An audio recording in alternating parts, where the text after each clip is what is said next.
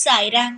என் அன்பு செல்லமே, என்னுடைய தங்கமே, வாழ்க்கையில் நீ செய்யும் மிகப்பெரிய தவறே மற்றவனை நம்புவதுதான். நம்பி நம்பி இப்பொழுது உன் வாழ்க்கையில் நடக்கப் போகும் விஷயத்தை நீ கேட்டால், இவ்வளவு தூரம் நம்பி இருக்குமா, எதற்காக நம்மை இவ்வளவு ஏமாற்றுகிறார்கள் என்று நீயே நொந்து போவாய்.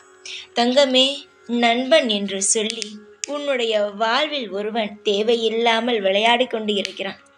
அவன் மட்டும் ஏமாற்றினால் பரவாயில்லை. அவன் ஏமாற்றுகிறானோ இல்லையோ, உன்னுடைய எதிரிகளோடு சேர்ந்து கொண்டு உன்னுடைய வாழ்க்கையில் குளிப்பறித்து கொண்டு இருக்கிறான். நீ நினைக்கிறாய் ஏமாறத்தானே செய்கிறோம் என்று. அவன் ஏமாற்றினால்தான் பரவாயில்லையே. அவன் ஏமாற்றுவது மட்டும் அல்லாமல் உன்னுடைய எதிரிகளுக்கு உன்னை பற்றி தெரியக்கூடாத விஷயங்களை எல்லாம் சொல்கிறான். நீ நினைப்பாய் அல்லவா, நாம் திட்டம் போடுகிறோம் வாழ்க்கையில், ஆனால் எப்படியோ நம்முடைய எதிரிக்கு தெரிந்து அவன் அந்த வேலையை செய்து முன்னுக்கு வந்து விடுகிறானே. நம்முடைய வாழ்க்கையில் அது செய்யும் பொழுது எப்படி தோல்வி அடைகிறது? எல்லாம் சரியாக செய்கிறோம், எல்லா விஷயமும் சரியாக இருக்கிறது, கடைசியில் எப்படி இந்த விஷயம் நம் வாழ்வில் நடக்காமல் போகிறது? நம் திட்டம் போடுவது எப்படி எதிரில் இருப்பவனுக்கு தெரிய ஆரம்பிக்கிறது? நம் வாழ்க்கையை பார்த்து பொறாமைப்பட்டு கொண்டு எல்லா விஷயத்திலும் அப்படியே இருந்தவன் இப்பொழுது திடீரென்று வளர ஆரம்பித்து விட்டான். எப்படி என்பது உனக்கு ரொம்ப நாளாகவே சந்தேகம் இருந்து கொண்டேதான் இருந்தது. அதுக்கு நானும் உனக்கு பதில் சொல்லலாம் என்று வந்துவிட்டேன்.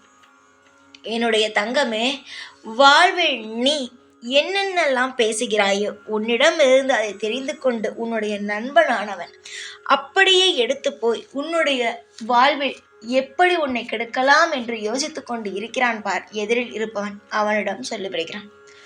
அவன் உன் வாழ்வில் எப்பொழுதும் துரோகம்தான் செய்கிறான். நீதான் நினைக்கிறாய் நண்பன் நண்பன் நண்பன் என்று. நண்பன் என்பது வாழ்வில் உனக்கு எல்லா நேரத்திலும் உதவி செய்வது.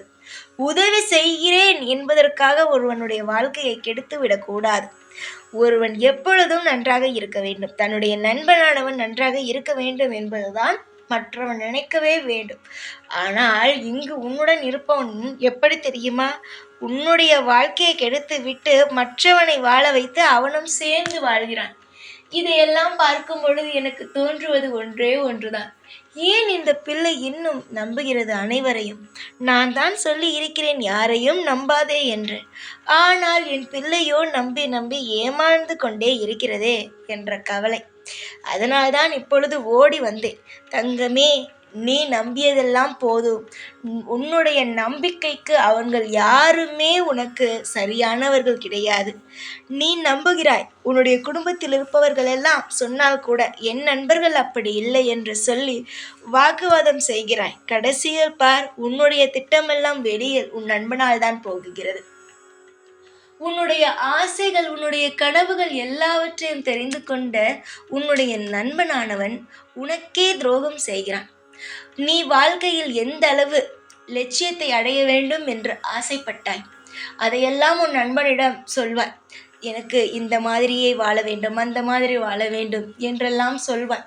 அதையெல்லாம் தெரிந்து கொண்டு உன்னுடைய பலத்தையும் பலவீனத்தையும் தெரிந்து கொண்டு உன்னுடைய நண்பனானவன் விளையாடுகிறான் உன் வாழ்க்கையில். அவனால் முடிந்தது. தங்கமே, வாழ்வில் யாரையும் நம்பாதே, எக்காரணம் கொண்டும் நம்பாதே. எல்லோரும் இங்கு துரோகிதான். எல்லோரும் இங்கு யார் எப்பொழுது விழுவாய் அதை பார்த்து சிரிப்போம் என்றுதான் நினைக்கிறார்கள். ஒரு சிலர் தான் எல்லோரும் வாழட்டும் என்று நினைக்கிறார்கள்.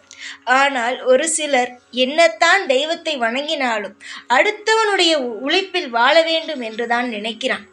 அதெல்லாம் எப்படி பாவம் வரும் என்று தெரியாது போல் அடுத்தவனுடைய உழைப்பிலும் அடுத்தவன் கொடுக்கும் யோசனையிலும் ஒரு நாளும் அவன் ஒரு விஷயத்தை செய்தானானால் அது வெற்றியில் போய் முடியாது. அது சிறு காலகட்டம் வரைக்கும் அது நல்ல முறையில் இருப்பது போல இருக்கும். ஆனால் சீக்கிரத்தில் நல்லதொரு வாழ்க்கை இருக்காது. ஏனென்றால் அவன் எத்தனை நாள் தான் மற்றவனுடைய வாழ்க்கையை வைத்தே அவன் விளையாடுவான் சொல்? மற்றவனுடைய யோசனை வைத்தே அவனுடைய தொழிலை செய்வான் சொல்? நீ யோசனை உன் நண்பனிடம் சொன்னாய், அதை எடுத்து கொண்டு போய் அப்படியே இன்னொரு நபரிடம் சொன்னார்.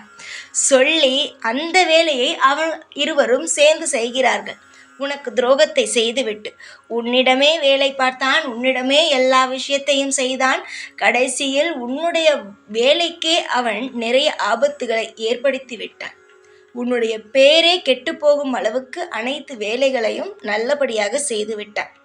நீ நினைக்கிறாய் உன்னுடைய வாழ்க்கையில் எல்லோரும் நல்லவர்கள் என்று. ஆனால் சிலர் நல்லவர்கள் இருக்கிறார்கள், சிலர் நல்லவர்கள் போலவே நடிக்கிறார்கள். இதுதான் உன்னை சுற்றி இருக்கும் வாழ்க்கை. யார் யார் எப்படி என்பதை புரிந்து கொள். யார் யார் எப்படி உன்னிடம் பேசுகிறார்கள் என்பதை தெரிந்து கொள். எல்லா நேரத்திலும் எல்லோரும் நல்லவர்கள் என்று நினைத்து பழகி ஏமாந்து விடாதே. இதற்கு மேலும் உன்னுடைய நண்பனாக இருந்தாலும் சரி, உன்னுடைய நெருங்கிய உறவினர்களாக இருந்தாலும் சரி, உன்னுடைய தொழிலுக்குள் கொண்டு வராது. உன் தொழில் வேறு, உன்னுடைய வாழ்க்கையில் இருக்கும் நண்பர்கள் வேறு. உன்னுடைய தொழில் என்பது உனக்கு கடவுள் போலவே. அதில் இருக்கும் ஏற்ற இறக்கங்களை மற்றவருக்கு எப்பொழுதும் சொல்லிக் கொடுக்காதே. ஏனென்றால் அதை வைத்துதானே விளையாடுகிறார்கள். யாரை நம்ப வேண்டும், யாரை நம்பக்கூடாது என்பது உனக்கு எப்பொழுதும் தெரியாதா? எல்லோரையும் நம்பி நம்பி எதற்காக இந்த அளவு உன் வாழ்க்கையில் நீ துளைத்து நிற்கிறாய்? தங்கமே, நான் உனக்கு ஒன்றே ஒன்று சொல்கிறேன். எப்பொழுதும் அதை மட்டும் ஞாபகம் வைத்துக்கொள். உன்னுடைய தொழிலிலும் உன்னுடைய குடும்பத்திலும் மற்றவர்கள், அதாவது வெளிநபர்கள் யாரையும் உள்ளே அனுமதிக்காதே. வெளியே உன்னுடைய வீட்டுக்குள்ளும் சேர்த்து உன் குடும்பத்தை பற்றி பேசுவதோ, உன் தொழிலில் இருக்கும் எந்த ஒரு சிறு கரைகள், சிறு பெரிய நல்ல விஷயங்கள் எதையுமே பற்றி பகிராதே. உனக்கு மற்றவரிடம் பகிர வேண்டும் என்று தோன்றினால் உன்னுடைய தொழிலை பற்றி உன் வீட்டில் இருப்பவரிடம் சொல். இந்த மாதிரி விஷயங்கள் நடக்கிறது அப்படி என்று சொல்லி. ஆனால் அதை தவிர வெளிநபர்களிடம் உன் தொழிலில் இருக்கும் லாபத்தையோ நஷ்டத்தையோ சொல்லாதே. நன்மையையும் தீமையையும் சொல்லாதே. உன் குடும்பத்தில் நடக்கும் பிரச்சனைகள், பணப்பிரச்சனைகள் எதையும் சொல்லாதே. இதையெல்லாம் தெரிந்து கொண்டுதானே உன்னுடைய வாழ்க்கையில் இந்த நிலைமைக்கு உன்னை கொண்டு வந்திருக்கிறார்கள். நம்ப வைத்து நீ ஒன்றே ஒன்று தெரிந்து கொள். நண்பன் என்று சொல்பவன் சில நண்பர்கள் இருக்கிறார்கள். அதே சில நேரத்தில் தவறாக வாழ்க்கையை கெடுக்கும் நண்பனும் இருக்கிறான். அவன் யார் என்றால் நிச்சயமாக அவன் நண்பன் என்ற பெயரில் தான் இருப்பானே தவிர அவன் நண்பனாக இருக்க மாட்டான். ஒரு நண்பன் என்பவன் தான் வாழாவிட்டாலும் நன் நண்பன் நன்றாக இருக்க வேண்டும் என்பதற்காக உழைத்து அவனுக்கான சந்தோஷத்தை கொடுப்பான். ஆனால் இப்பொழுது உன்னிடம் இருப்பவர்கள் யாரும் நண்பர்கள் அல்ல. உன்னிடம் நண்பர்கள் போல இருந்து கொண்டு உன்னிடம் இருக்கும் சூட்சுமத்தை அனைத்தையும் தெரிந்து கொண்டு தொழில் எப்படி முன்னேறலாம், வாழ்க்கையில் எப்படி எல்லா விஷயங்களையும் சேர்த்து வைக்கலாம் என்பதை தெரிந்து கொண்டு உன்னை விட்டு போய்விட்டார்கள். தயவு செய்து இனி நண்பனோ இல்லை உறவு என்று சொல்லி கொண்டு புதுசாக வருபவனோ இல்லை பழைய நண்பனாக இருந்தாலும் அவனை தொழிலிலும் குடும்பத்திலும் சேர்க்காதே. எப்பொழுதும் வெளியிலிருந்து பேசிவிட்டு என்ன பேசுவாயோ நல்லபடியாக பேசிவிட்டு வந்துவிடு. தொழில் பற்றி வீட்டை பற்றி எப்பொழுதும் சொல்லாதே. அதுதான் உன் வாழ்வுக்கு நல்லது. கவலை கவலை கவலை என்று சொல்வதை விட சந்தோஷம் சந்தோஷம் என்று சொல்லிப்பார். வாழ்வில் எவ்வளவு பெரிய சந்தோஷம் வருகிறது என்று. நிறைய விஷயங்கள் உனக்காக காத்திருக்கிறது. நீ நினைக்கிறாய் நிறைய விஷயங்களை நாம் இழந்துவிட்டோம் என்று. இல்லவே இல்லை. இனிமேல் தான் உனக்கு சந்தோஷமே இருக்கிறது. நீ செய்யும் இனி சிறு விஷயம் கூட உனக்கு சந்தோஷத்தை ஏற்படுத்தி தரும். பல மாற்றங்களும் பல திருப்பங்களும் உன் வாழ்க்கையில் வந்து கொண்டே இருக்கிறது. இனி எதையும் கண்டு நீ அஞ்சவே வேண்டாம். பொழுதும் சந்தோஷமாக இருங்கள். நான் இருக்கிறேன் என்ற நம்பிக்கையோடு சிரித்து கொண்டு சந்தோஷமாக இருங்கள். சீக்கிரத்தில் எல்லா விஷயங்களையும் நல்ல விஷயங்களாக மாற்றி உன்னுடைய வாழ்வில் நான் கரை சேர்த்து உன்னை வாழ வைக்கிறேன்.